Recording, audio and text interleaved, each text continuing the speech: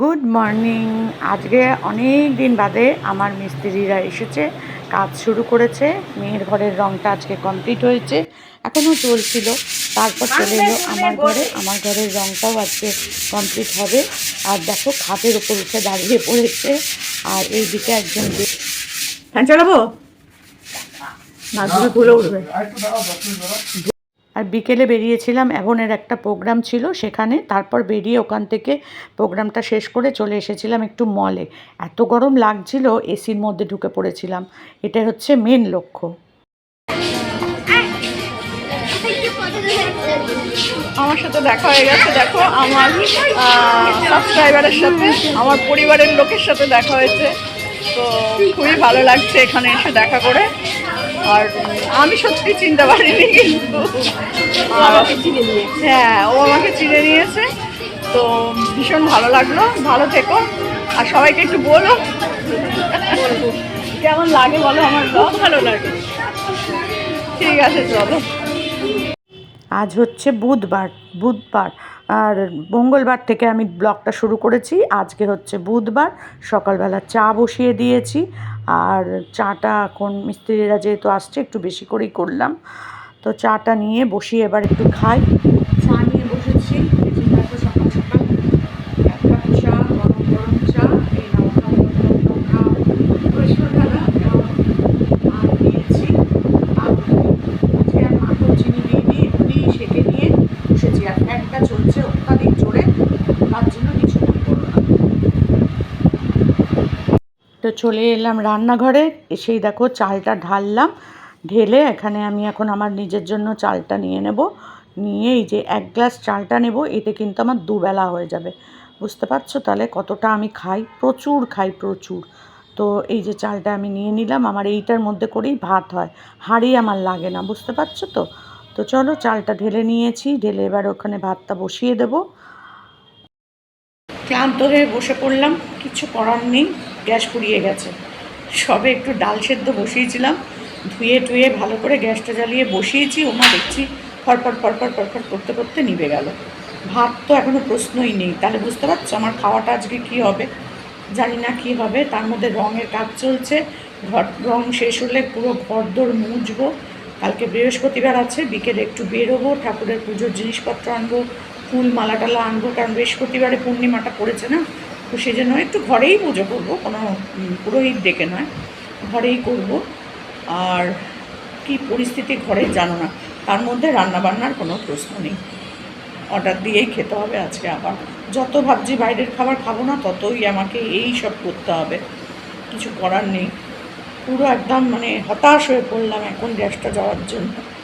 আর গ্যাসের যে ছেলেটা দেয় তাকে ফোন করলাম, তো সে বললো আর এখন হবে না, কারণ 12টা বেজে গেলে আর হয় না। তারপরে আজকে গ্যাসের নাকি ডেলিভারি দেয়নি, হয়নি। তো কালকে সকাল সকাল এসে দিয়ে যাবে। বলো কী পরিস্থিতি আমার। তো চলো, আর কি করবো। ছিলাম একটু বাজারে, বাজার থেকে আনলাম, কিচ্ছু আনিনি সেরকম। মেন গেছিলাম ঠাকুরের জন্যই, কালকে যেহেতু বৃহস্পতিবার পূর্ণিমা আছে, একটু ফল মিষ্টি দিয়ে পুজো দেওয়ার জন্যই গিয়েছিলাম। তো তার সাথে নিয়ে আসলাম বেগুন আর লেবু, আর এখানে আছে রুটি, আর এখানে আছে ঠাকুরের জন্য ফুল, আম পাতা, কলা, এইসব। আর তার সাথে আছে পেয়ারা, আম, আপেল, কলা, মৌসুম্বি লেবু, আর এখানে আছে লাড্ডু, ওখানে আছে নকুলদানা। এই আপাতত নিয়ে এসছি। হ্যাঁ, মৌসুম্বি লেবুটা কই? হ্যাঁ, আছে। তো এই আপাতত আজকে নিয়ে এলাম, এসে এই তোমাদের সাথে একটুখানি শেয়ার করে দিলাম। আর লেবু নিয়ে এলাম, কারণ এত গরম না, শরবত না খেলে হবে না। তোমরা তো জানোই আমি শরবত খেতে কি প্রচণ্ড পরিমাণ ভালোবাসি গরমকালে। তো নিয়ে এসছি 5টা লেবু 10 টাকা, জানো। তো এই নিয়ে বাড়ি চলে এলাম, এত কষ্ট হচ্ছে কি বলবো। তোমাদের দেখিয়ে দিলাম কি কি আনলাম না আনলাম। দেখো আজকেও আমার বারান্দার কাজ কমপ্লিট করেনি, মানে এত ফাঁকিবাজ তোমাদেরকে কি বলবো। দেখো কমপ্লিট করেনি, তাদের এখনও সময়ই হচ্ছে না আমার পুরো বাড়িটাকে কমপ্লিট করার। এটা বলছে কালকে ধরবে, জানি না তাও কালকে আসতে পারবে কি না, এখনও কোনো শিওরিটি নেই। বুঝে দেখো একবার। তো যাই হোক, বিশেষ কিছু করার নেই। রঙটা শুধু পিঙ্ক কালার আছে, পিঙ্ক কালারই হবে। আর এইটাকে চেঞ্জ হবে, এই রঙটা চেঞ্জ হবে, প্রিন্টটাও চেঞ্জ হয়ে যাবে। এই হচ্ছে ব্যাপার। যেহেতু এই যে এখানটায় প্লাস্টার হয়েছে, দেখো বাজে লাগবে, ওই জন্য পুরোটাই চেঞ্জ করে অন্য রঙ করে দেবো। এই হচ্ছে আমার ইচ্ছা, দেখা যাক কি হয় না হয়। তো চলো।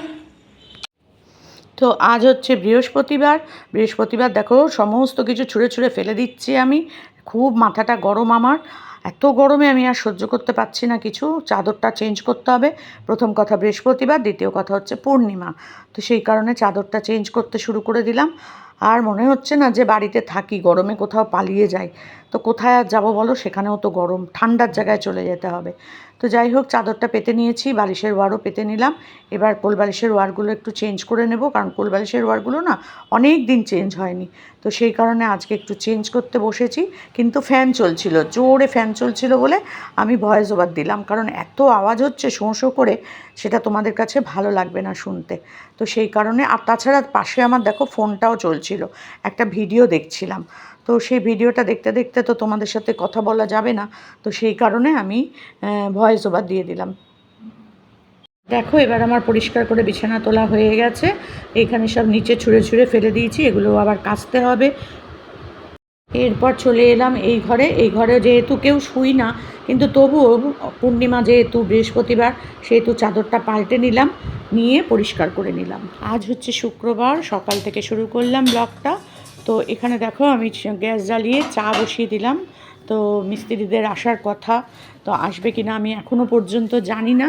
তো আমি চাটা বসালাম, একটু বেশি করেই জলটা দিয়ে বসালাম, যে যদি আসে তাহলে সাথে সাথে চাটা দিয়ে দিতে পারবো।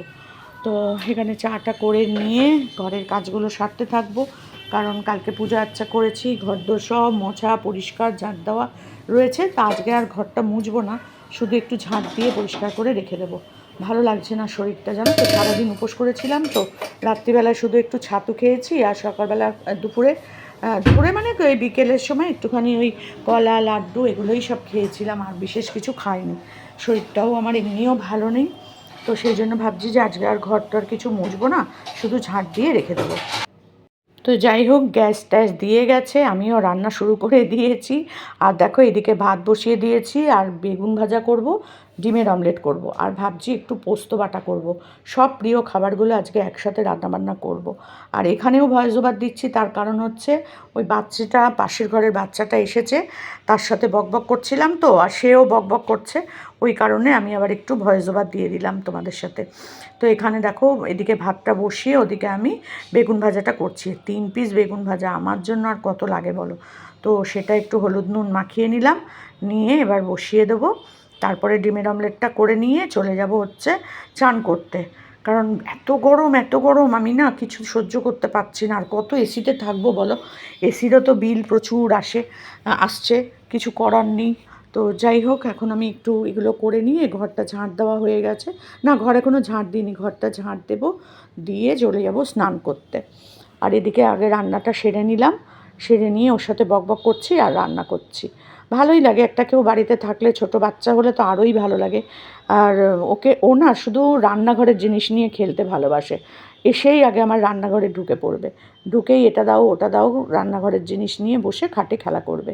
এই হচ্ছে ওর প্রত্যেক দিনের খেলার অভ্যেস। তো চলো বেগুনগুলো ভাজা করে নিই।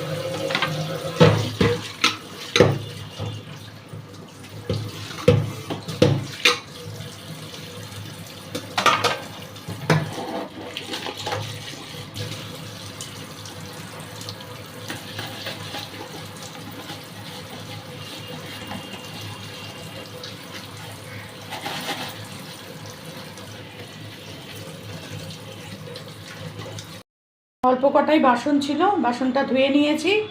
আর এই যে দেখো আমার এই যে বেগুন ভাজা হয়ে গেছে, ভাত হচ্ছে, আর এখানে একটু এই যে পোস্ত বাটবো, আর এই যে ডিমের অমলেট করবো, ব্যাস এই হচ্ছে আজকে আমার খাওয়া রান্না। তো পেঁয়াজ কাটা হয়ে গেছে, এবারে আমি একটু ডিমটা ফাটিয়ে নেব, নিয়ে ডিমের অমলেটটা করব। করা হয়ে গেলে তারপরে ঘরদোর একটু ঝাঁটটার দিয়ে চলে যাব চান করতে। তো এত গরমে না রান্নাঘরেও থাকতে ইচ্ছা করছে না, কারণ আমার রান্নাঘরটাও পশ্চিম দিকে, রোদ্দুরের তাপ আসতে অলরেডি শুরু করে দিয়েছে। 12টা 12:30 বাজলে আর আমার ঘরে থাকা খুব কষ্টকর হয়ে যায়, জানো না। তো আমার তো জানো ঝাল খাওয়া অভ্যেস, তাই জন্য দেখো একটা বিশাল সাইজের লঙ্কা কেটে নিচ্ছি, কিন্তু একটাতেও আমার মন ভরে না, সেই জন্য দেখো পাশে কতগুলো লঙ্কা।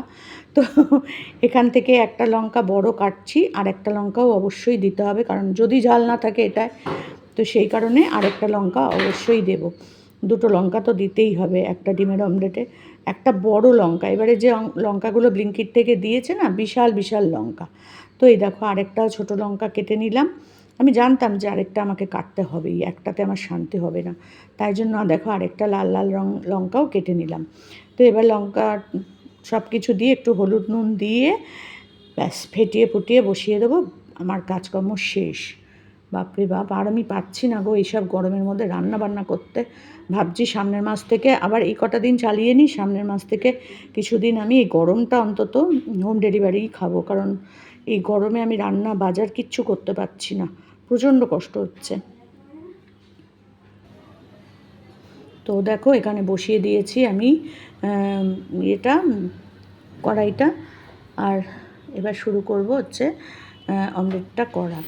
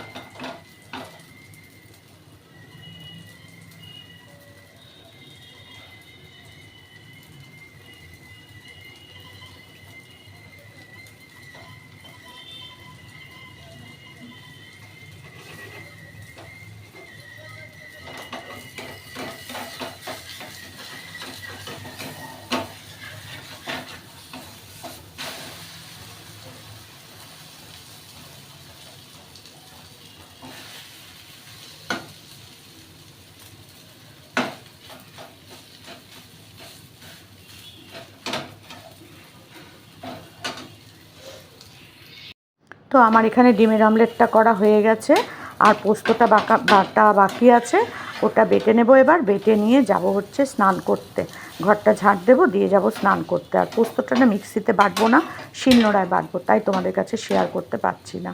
ভিডিওটা যদি ভালো লাগে তাহলে অবশ্যই লাইক কমেন্ট করে দিও। আর আমার ছোট্টখাট্ট একা সংসার, বুঝতেই পারছো, রান্নাও সেরকম করে পারি না, যা পারি তাই করে খেয়ে নিই। এরপরেও আবার ব্লিঙ্কিটে অর্ডার দিলাম কিছু জিনিস, ব্লিঙ্কিট থেকে অর্ডার দিয়েছিলাম। এখানে হচ্ছে পাউরুটি, তেল, সর্ষের তেল, দুধ, এখানে হচ্ছে দই, এখানে হচ্ছে এই যে দেখো লিচি ফ্রুট ড্রিঙ্কস, আর হচ্ছে একটু কুমড়ো, এখানে একটু উচ্ছে আছে, ম্যাগি আছে।